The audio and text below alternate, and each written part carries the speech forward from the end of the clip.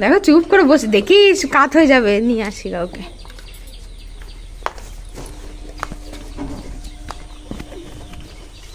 তুমি স্কুলে যাবা? স্কুলে আচ্ছা, দে দিদা, দে ভাইকে দে। আরে বাবারে, চুপ করে বসে আছে টোটোতে, কোনো কথা নেই, বাচ্চা নেই। দিদিকে টাটা করে দাও। এবার কাঁদবে, তোরা যেই চলে যাবি সেই কাঁদবে। টাটা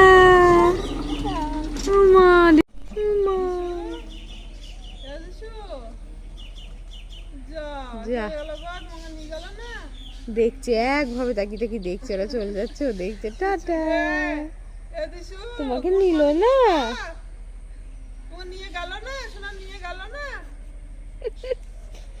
মুখটা বেজার পাড়া হয়ে গেল, মুখটা বেজার পাড়া হয়ে গেল। গুড মর্নিং, সুপ্রভাত। কেমন আছে সবাই? আমরা তো মোটামুটি ভালোই আছি। তো যাই হোক, এখানে দেখতে পাচ্ছ একটা নাচনের ডাটার ডাল ভেঙে পড়েছে। সানশাইন স্কুলে গাছটা হচ্ছে স্কুলের পাঁচিলের ভিতরে, কিন্তু ডালগুলো সব এই দিকে ঝুলে আছে। আর কালকে প্রচণ্ড ঝড় হয়েছে, একদম এই পাশেই ডালটা পড়ে আছে।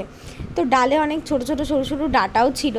তো দিদি বলছে যে তাহলে মানে ডালটা লাগিয়ে দেওয়া হবে। তো যাই হোক, আমরা ডাটাগুলো সব পেরে নিয়েছি। পড়ে তো নষ্টই হবে না জিনিসটা, আর ভেঙে যেহেতু এই সাইডে পড়ে গেছে, মানে জাস্ট হাত বাড়ালো আর চলে আসলো। তো মেন ব্যাপার হচ্ছে যে ডাটাগুলো তো খাওয়া যাবে, চলো আর একটু মোটা হতো, একদমই চিকন চিকন টাইপের ডাটা, কয়েকদিন থাকলে একটু বেশ মোটা হতো। আর ডালগুলো লাগিয়ে দেওয়া হয়েছে, যে আবার যদি ডালগুলো লেগে যায় তাহলে আবার এখানেই গাছটা হয়ে যাবে। তো প্রচুর জামা কাপড়, আগে তো তাও চলো হাতে যখন কাচতাম একটু ভেবে চিন্তে দেওয়া হতো যে এটা মনে হয় দেওয়ার মতো না, আর এখন আর অত ভাবনা চিন্তা করি না, যেহেতু মেশিন আছে সবই মেশিনের মধ্যে ভরে দিই। এটাই হচ্ছে মেন ব্যাপার, মানে নিজের হাতে কাচতে হলে হয়তো এত জামা কাপড় একসাথে দেওয়াটা সম্ভব হতো না। ভাবছি একটা লন্ড্রি ব্যাগ নেব, লন্ড্রি ব্যাগ নিলে এই মানে ছাড়া জামা কাপড়গুলো রাখতে সুবিধা হবে। এবার বলি, ওয়াশিং মেশিনটা এই দিকে ঘুরিয়ে রাখলে সুবিধা হতো, মানে এই যেমন ফ্রিজের মুখটা ঠিক যেমন দিকে আছে ওয়াশিং মেশিন, কিন্তু দিদিদের যে ওয়াশিং মেশিনের পয়েন্টটা করা সেটা হচ্ছে অ্যাকচুয়ালি মানে এই জলের এই দিক থেকে জলটা আসছে, তো তো আমাদের সিঙ্গেল পাইপ আমরা ঘুরিয়ে নিলে নিতে পারি, এইদিকে ঘুরিয়ে নিলে আমাদের আবার জলের পাইপও ডবল করে কিনতে হবে।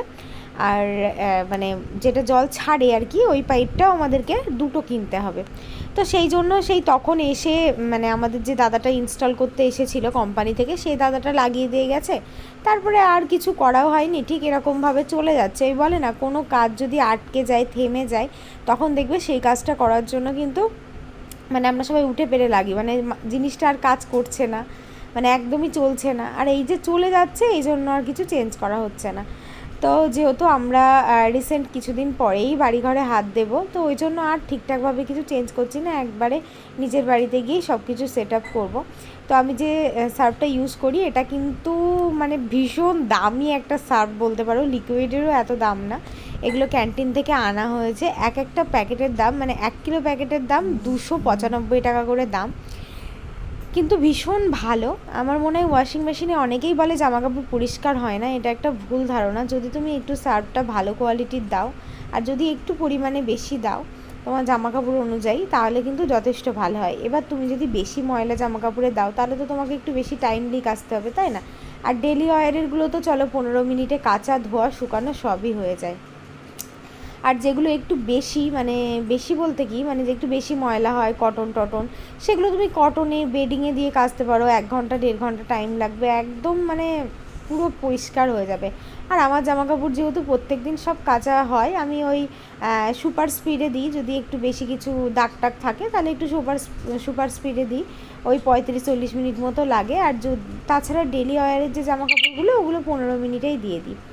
তো আমাদের মানে দড়িটা ছিঁড়ে পড়ে গেছিলো জামা কাপড় মেলার পরে, তো আবার নতুন করে দড়িটা বেঁধে তারপরে আবার জামা কাপড়গুলো মেলতে হলো। ছেলে ঘুমিয়ে গেছে, বিছানার চাদর পাতা হয়নি, ষাট।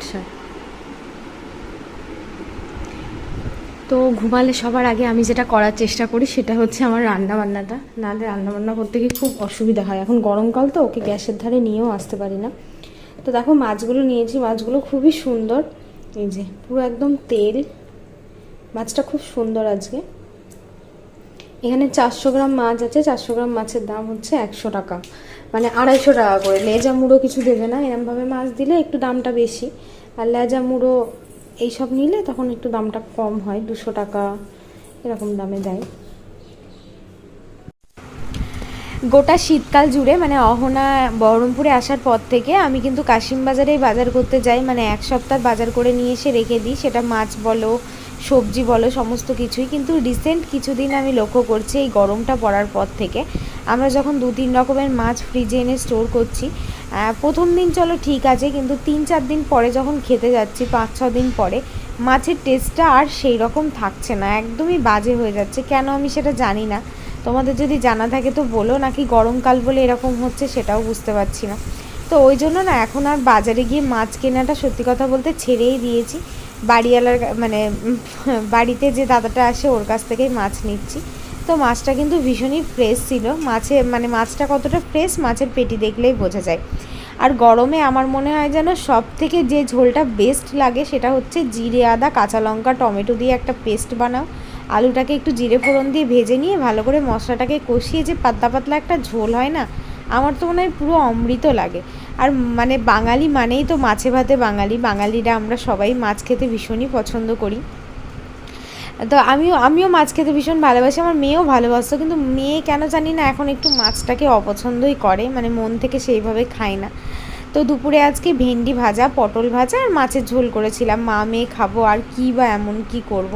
তো ফ্রিজে কিন্তু বেশি কিছু সবজিও ছিল না আমার, 2-3টে মতো পটল ছিল আর অল্প কিছু ভেন্ডি ছিল। আমি ভাবলাম চলো ফ্রিজটাকে খালি করি, যত তাড়াতাড়ি খালি করব আবার নেক্সট দিন বাজার যেতে পারবো। আর কিছু সবজি থাকলে কিছু মাছ থাকলে না বাজারে যেতে ইচ্ছা করে না, মনে হয় পুরোপুরি শেষ হোক তারপরে ব্যাগ ভর্তি করে 2 ব্যাগ বাজার করে নিয়ে আসবো, এরকমই মনে হয়। তো এই যে মেয়ে ভাত খাচ্ছে, আমি খাচ্ছি, খাওয়া দাওয়ার পরে একটু টাইম আমরা বসেছিলাম, মানে একটু রেস্ট করলাম, জামাকাপড় গোছালাম, ছেলেকে একটু ঘুম পাড়িয়েছিলাম। তারপরে দেখো এখন চলে এসেছি চড়কের মেলা দেখতে। এবার সবাই আশ্চর্য হবে যে চড়কের মেলা তো চৈত্র মাসে সংক্রান্তিতে হয়, কিন্তু এখানে না কেন জানি না এই চড়কটা প্রত্যেক বছরই বৈশাখ মাসের মিডিলের দিকে হয়।